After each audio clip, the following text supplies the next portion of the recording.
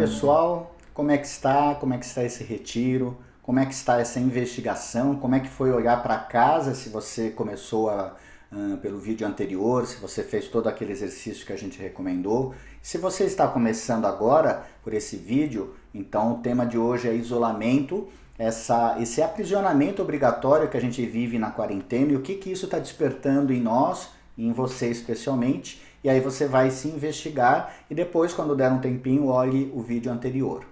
Lembre-se de pegar sempre um caderno só para esse trabalho, para você poder anotar em forma talvez de diário e também colocando os temas, porque as coisas vão começar a se acumular daqui a pouco e de repente daqui uma semana vão vir insights ainda sobre a casa ou vão vir insights sobre essa questão do aprisionamento ou de outros temas, dinheiro que a gente vai colocar, trabalho, relação afetiva, família e outros temas, e aí você vai poder esquematizar um pouquinho o seu trabalho interno escrevendo a caneta, à mão. É muito importante que a gente faça isso escrevendo mesmo, para que depois a gente possa até ajuntar nossas ideias, selecionar aquilo que é importante, perceber os insights mais importantes e redirecionar a nossa vida.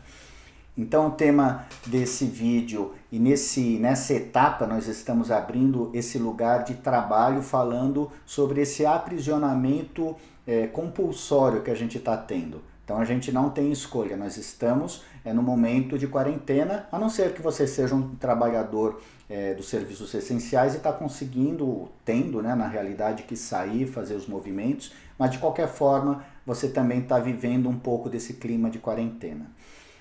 Como que é para você, então, estar dentro de casa? Percebe um pouquinho isso. No momento que houve o chamado, a gente não pode mais sair de casa, ou a gente tem limites de circulação.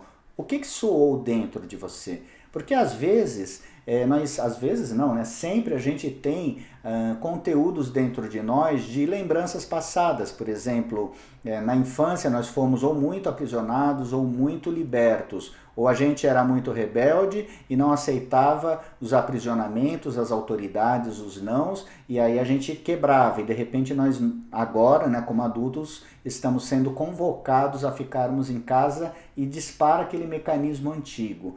Essas lembranças anteriores, né, da infância principalmente, podem surgir nesses momentos. Traumas podem surgir. Então, quando a gente limita a liberdade do ser humano, isso talvez é uma das maiores dores, porque o ser humano ele é um animal, né, que se desloca, é um animal que lá antes de começar a formar as cidades, então lá na antiguidade, ele era nômade, ele andava para lá, andava para cá, ele ia seguindo o fluxo da natureza, mas ele tinha muita liberdade de movimento.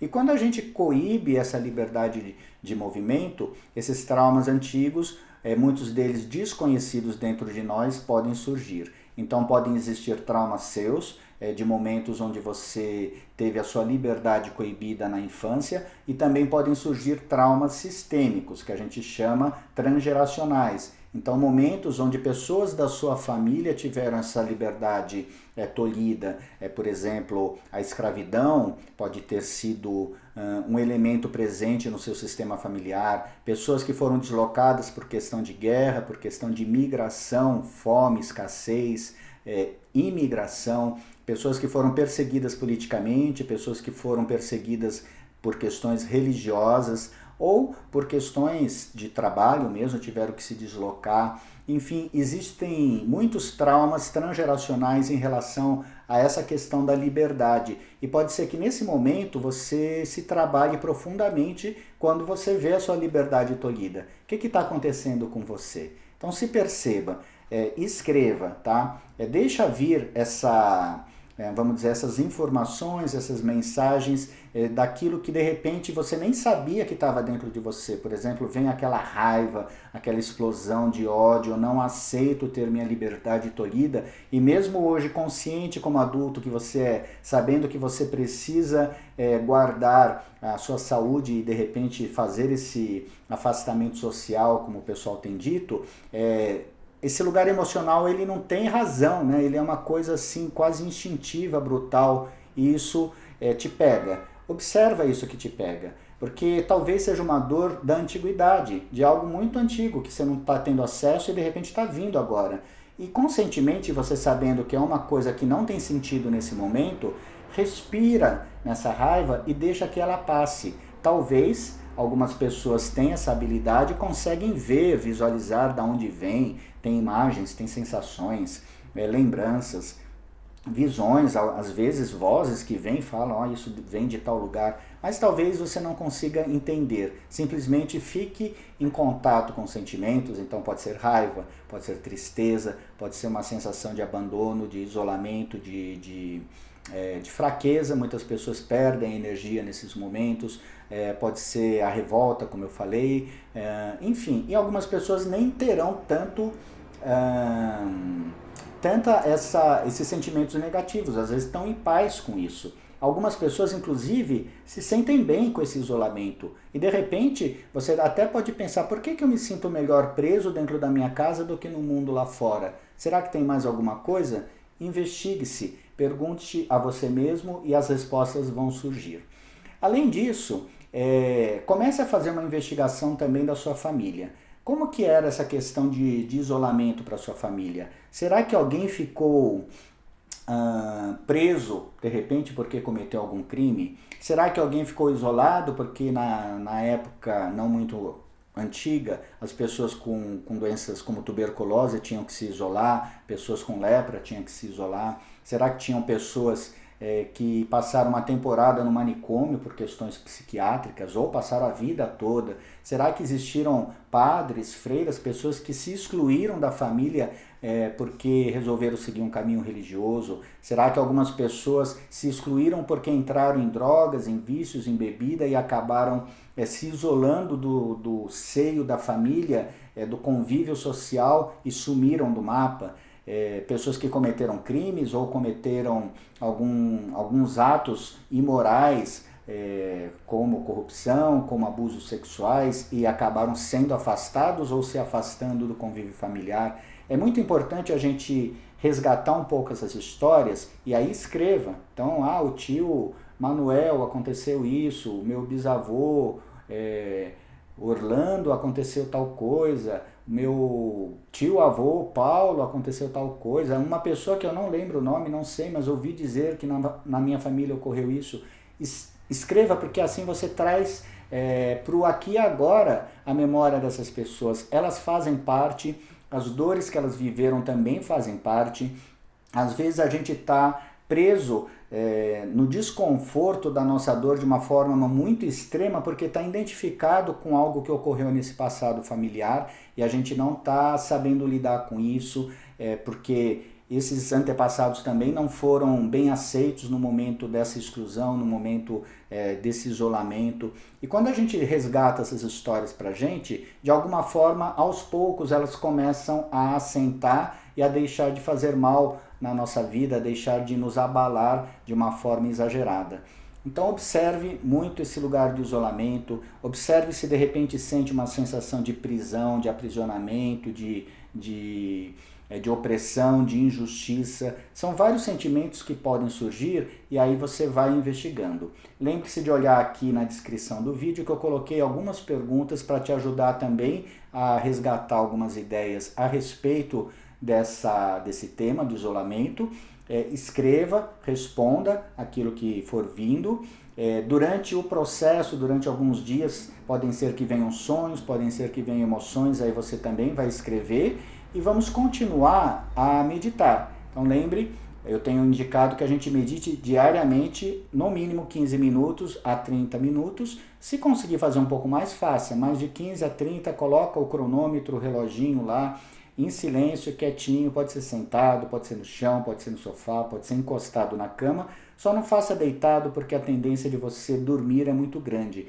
Então a ideia é exercitar esse teu lado de presença, de consciência, de observação que depois você vai levar esse lado observador para todos os aspectos da sua vida, em todos os momentos, quando você está trabalhando, quando você está com a família, você vai conseguir fazer um distanciamento entre você, entre aquilo que você está pensando e entre aquilo que você está sentindo. Então você vai ter um momento onde você consegue se dominar antes de entrar numa impulsividade, antes de entrar no piloto automático, que às vezes te leva para uma ação muito ruim, né, que não é aquilo que você está querendo.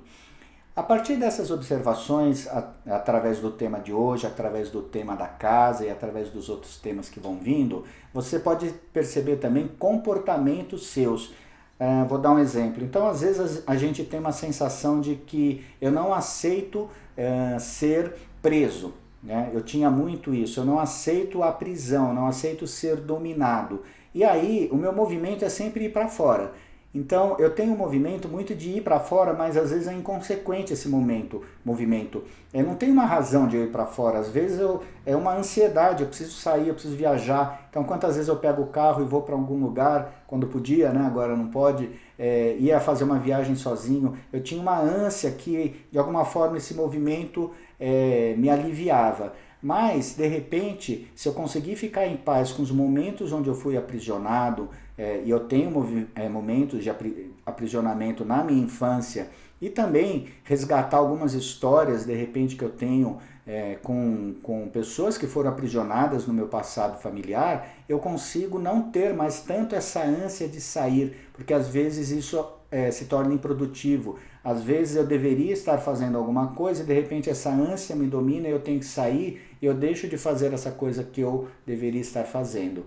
Então é importante a gente observar, porque a partir dessas observações a gente vai ver hábitos, a gente vai ver padrões de comportamento. Então quando a gente vai se conhecendo, a gente consegue mudar nossos hábitos. A gente percebe, eu não preciso mais fugir.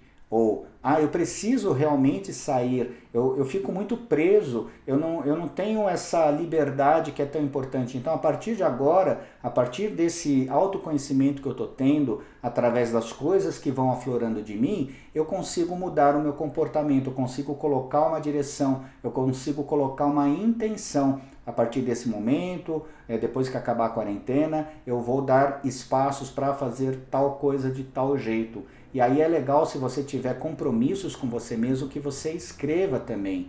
Eu me comprometo a fazer tal coisa, porque a partir desse lugar de você afirmar a sua intenção, o teu movimento ele já está acontecendo. Enquanto você nem tem consciência daquilo que você quer, você está sendo dominado por um piloto automático interior, inconsciente, que está preso em um monte de traumas antigos, seja da sua criança, seja do seu passado familiar. Então é isso, bom proveito com esse tema, é um tema bem espinhoso, nós somos brasileiros, nós temos heranças bem fortes em relação ao aprisionamento, seja pela ditadura, seja pela escravidão, seja pelos índios também que foram aprisionados ou tiveram que fazer deslocamentos porque foram obrigados a saírem das regiões que eles estavam, seja pela nossa descendência de imigrantes que também vivenciaram guerras, vivenciaram perseguições religiosas, políticas, enfim, nós temos muita história dentro de nós e algumas delas elas estão pedindo para virem à tona para a gente poder ficar em paz e perceber que essa quarentena vai passar rápido e que a gente vai poder viver a nossa liberdade do nosso jeito, do melhor jeito possível para cada um de nós. A prisão. Estou confinado, nada posso fazer, ou muito pouco. Não posso ir e vir, como antes. Tenho as paredes como companhia. Percebo meus passos apressados. Apressados? Dentro de uma sala de 6 metros quadrados? Não tenho para onde ir. Não tenho o porquê ir. Só existe eu e nada mais. Percebo a mim mesmo. Eu preso num lugar. Eu preso num corpo. Eu preso numa mente. Quem sou eu? Quem está preso? O sol brilha lá fora e meu coração bate aqui dentro. O gato dorme e eu sem ter para onde ir. Posso, quem sabe, parar. Posso não fazer nada. Ninguém haverá de me cobrar. Faça, ande, corra, ganhe dinheiro, conquiste, mostre-se. Para quê?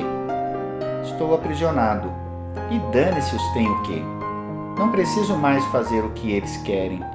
Posso simplesmente relaxar, andar nu, escrever, cantar, brincar, dormir, ler, silenciar. Quem está preso mesmo?